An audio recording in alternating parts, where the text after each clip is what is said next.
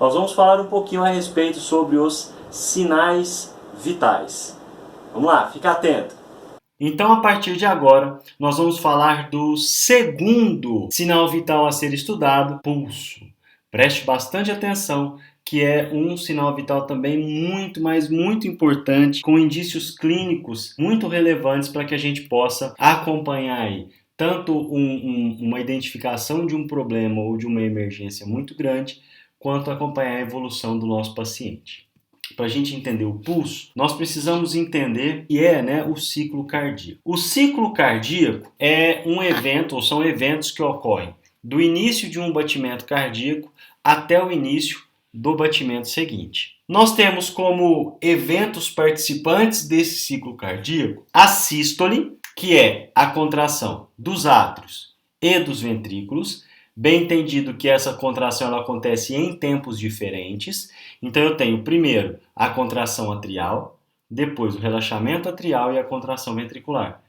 Então veja bem, a gente fala sístole, é a contração tanto dos átrios quanto dos ventrículos, mas nós não podemos deixar de entender que átrios e ventrículos têm sístoles em momentos diferentes, cuja finalidade é bombear o sangue. A sístole atrial, a finalidade é bombear o sangue do átrio para os ventrículos, e a sístole ventricular dos ventrículos para as artérias, expulsando o sangue do coração.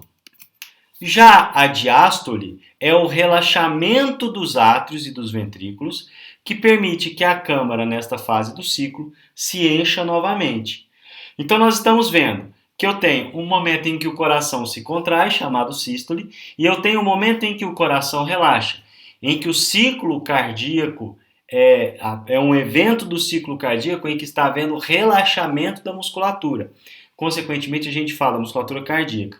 Consequentemente, a gente fala que aquela câmara ou aquele coração se encontra em diástole. Tá? Aí eu tenho a diástole atrial e tenho também a diástole ventricular, assim como na sístole, em momentos diferentes, em momentos distintos. Mas eu tenho tanto o momento em que o átrio está relaxado, quanto o momento em que os ventrículos estão relaxados. O que é fluxo sanguíneo? Fluxo sanguíneo é a quantidade de sangue que passa por um vaso em um determinado período de tempo. Sempre que você se deparar com o termo fluxo, em qualquer coisa na medicina, na saúde de uma forma geral, fluxo é velocidade. Aí você fala assim, Otávio, mas você começou a definição falando que fluxo é a quantidade. Olha só, é a quantidade em um período de tempo, ou seja, é a velocidade. Então, quando eu falo de fluxo sanguíneo, eu estou me referindo à velocidade com que o sangue vai se deslocar dentro do vaso. Pode ser um deslocamento mais acelerado, pode ser um deslocamento menos acelerado, isso é fluxo. Quais são os fatores que interferem ou que influenciam no fluxo sanguíneo? Bom, o primeiro fator é o raio do vaso.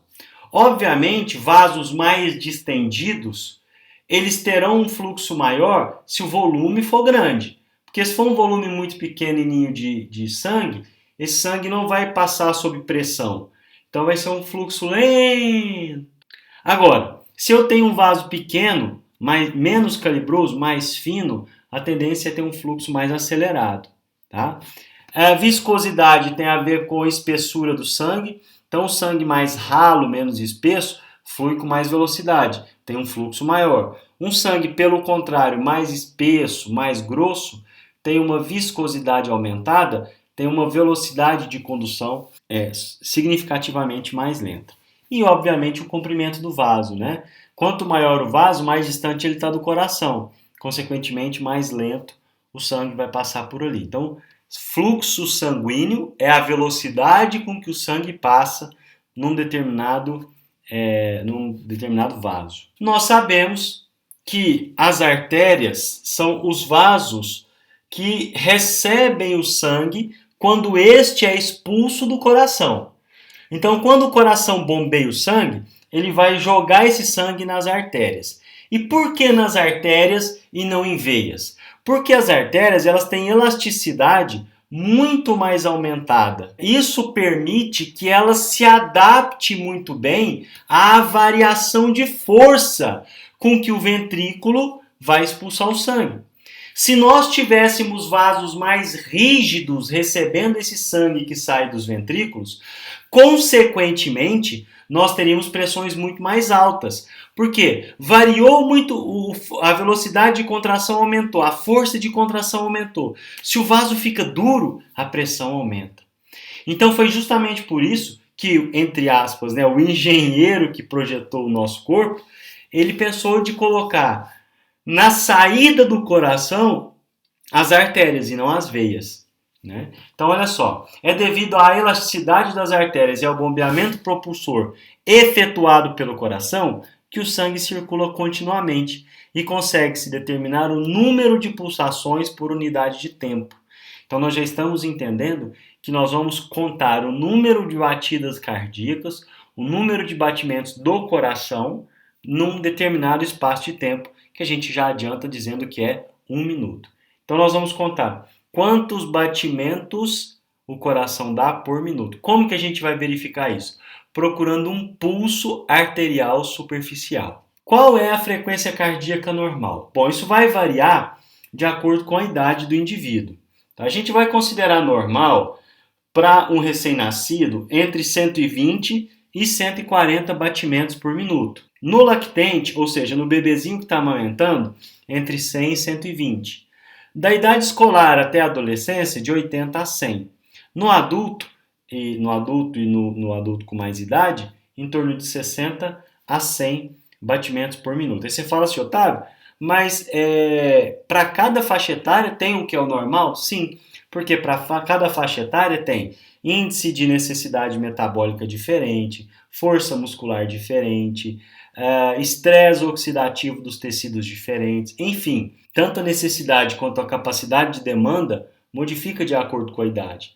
Então, a gente encontra indivíduos de idades diferentes, tendo frequências diferentes. Quando a gente vai avaliar a frequência cardíaca, né, ou o pulso, a gente usa algumas terminologias próprias. O indivíduo que se encontra com a frequência cardíaca dentro do normal para a sua faixa etária, a gente diz que esse indivíduo está normocárdico ou em normocardia. Tá? Então, normocárdico ou normocardia é o indivíduo que tem a frequência cardíaca dentro dos limites de normalidade para a sua idade. Já a bradicardia é a frequência cardíaca abaixo do considerado normal para o indivíduo de uma determinada idade. Então, se o normal era 60, o dele está 40, ele está bradicárdico. Se o normal era 80 e ele está 50, ele está bradicárdico. Entende isso? Vai pegar a frequência cardíaca basal daquele indivíduo para aquela faixa etária, verificar e a contagem que a gente faz, se essa contagem deu abaixo do mínimo do normal, é bradicardia. Taquicardia é o oposto. É a frequência cardíaca em limites ou em valores superiores aos valores de normalidade. Aí a gente tem uma taquicardia. Esses valores que eu coloquei, menor do que 60 e maior do que 100, se referem ao indivíduo adulto. Tá? Então esses são os termos em que a gente vai observar em se tratando de frequência cardíaca. Tá? Lembrando que o pulso nós vamos falar mais coisas além da frequência. Então aqui está um resuminho, né? Na idade, 120 a 160 para lactantes, 90 a 140 para crianças, 80 a 110 na idade pré-escolar, 75 a 100 na idade escolar, adolescentes até de 60 a 90 e no adulto de 60 a 100. Fonte da Sociedade Brasileira de Cardiologia. Tá? Então, é muito importante que a gente entenda isso e fique muito atento a identificar inicialmente a faixa etária do indivíduo para depois verificar se a frequência cardíaca está dentro do normal ou não. Um outro critério a ser verificado, além da frequência cardíaca, ainda falando de pulso, é o volume do pulso. A gente diz que ou o pulso é cheio, quando ele é facilmente palpável, você posiciona sua mão, você já sente a artéria empurrar seu dedo. Vum, vum, vum. A gente fala que esse pulso é cheio. E a gente fala que ele é fraco, filiforme ou fino, quando você palpa assim o pulso, você sente longe uma pulsação fininha.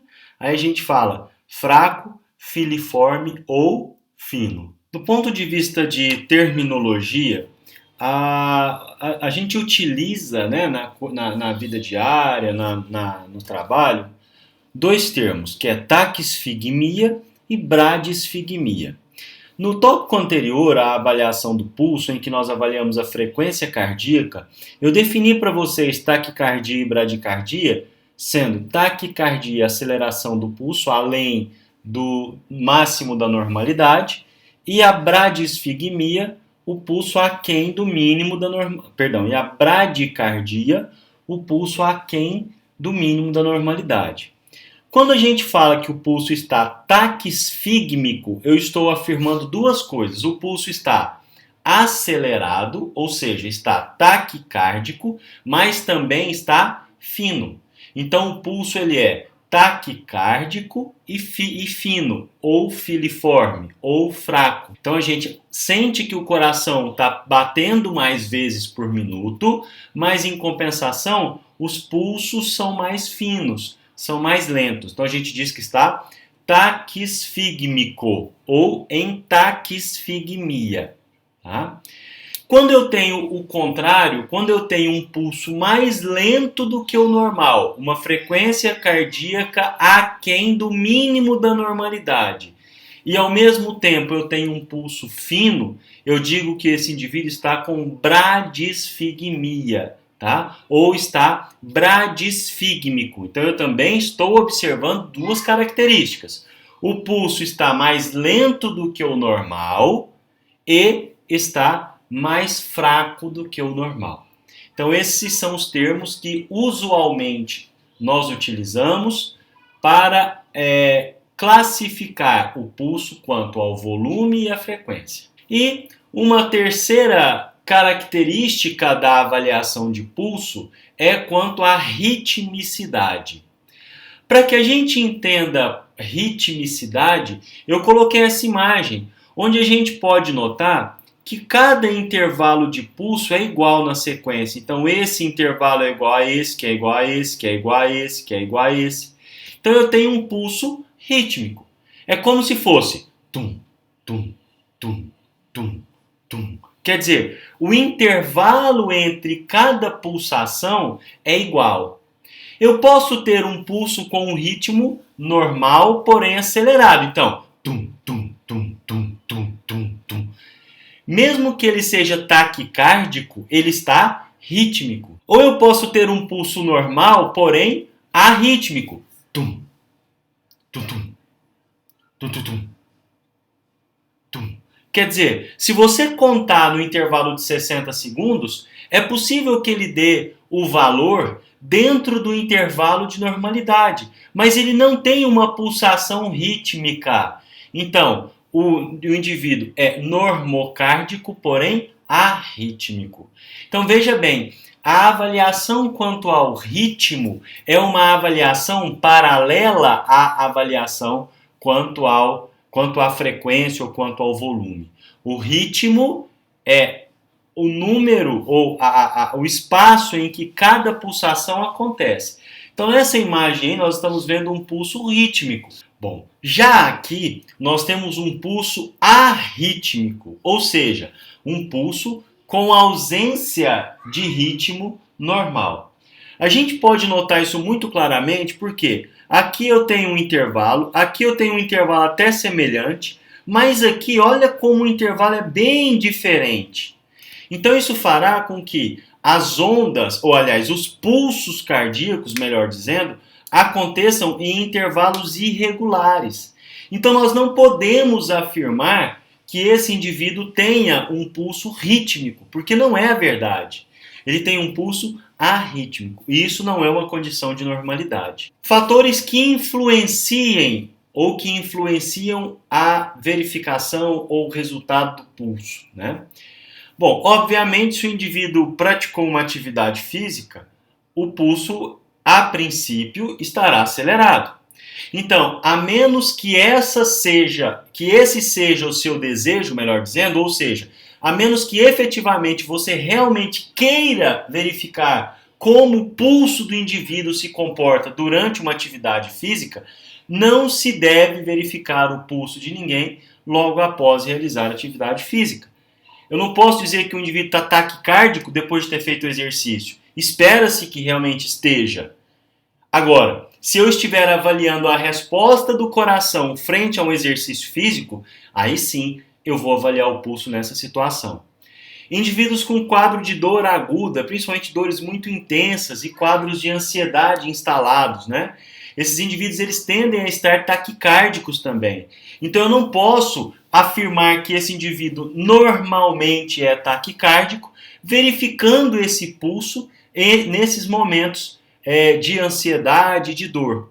Da mesma forma que com febre e calor, que quando nós falamos sobre o sinal vital de temperatura, eu expliquei para você especificamente por que isso não acontece. Há um aumento do metabolismo, isso vai forçar um aumento da frequência cardíaca, consequentemente não é o momento adequado para que você verifique o pulso, salvo a exceção de você realmente desejar verificar o pulso naquele indivíduo hipertérmico, vamos supor, né? O indivíduo que acabou de fazer uso de drogas, sejam elas drogas lícitas ou drogas ilícitas, existem algumas drogas, as mais comuns que acho que todo mundo já conhece, são as medicações inalatórias de broncodilatação, né? Em tese, normalmente, na maioria das vezes, eles aumentam muito a frequência cardíaca.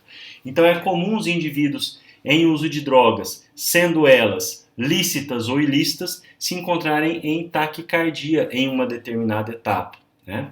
E indivíduos com hemorragia ou alterações posturais. Então, às vezes, a pessoa está deitada e levanta de uma vez, o coração acelera, a pressão às vezes cai. O indivíduo com quadro de hemorragia, o coração vai ter que bater mais rápido para poder espalhar essa menor quantidade de sangue circulante, né?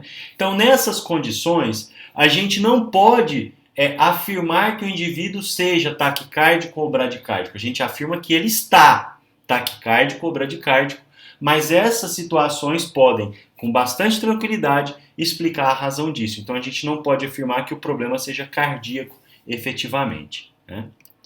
Aqui estão os principais locais onde a gente pode aferir, né, ou verificar os pulsos, tá? Logo na sequência aqui eu vou colocar um vídeo onde eu vou aferir o pulso da artéria radial, que é o pulso mais comum de nós verificarmos, mas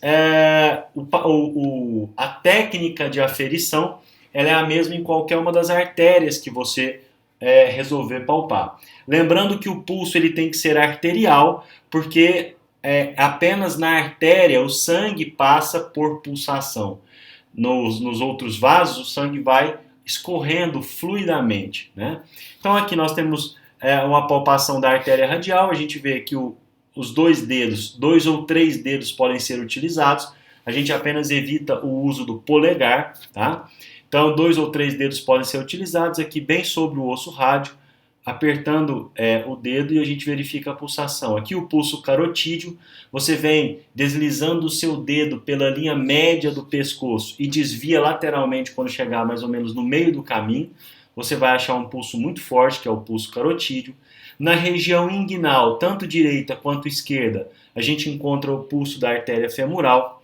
Numa face posterior, na região poplítea, né, na face posterior do joelho, na mão da linha média deslizando para a lateral, a gente encontra a pulsação da artéria poplítea.